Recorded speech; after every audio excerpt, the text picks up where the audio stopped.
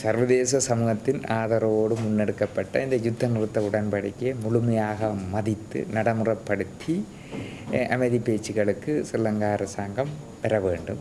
அது சர்வதேச சமூகமும் தனது முழுமையான அழுத்தத்தை பிரயோகித்து அந்த நிலைக்கு ஸ்ரீலங்கா அரசாங்கத்தை கொண்டு வர முயல வேண்டும். அவர்களுடைய இராணுவ முனைப்புகளை பலவீனப்படுத்தக்கூடிய அனைத்து நடவடிக்கைகளும் மேற்கொள்ளும்.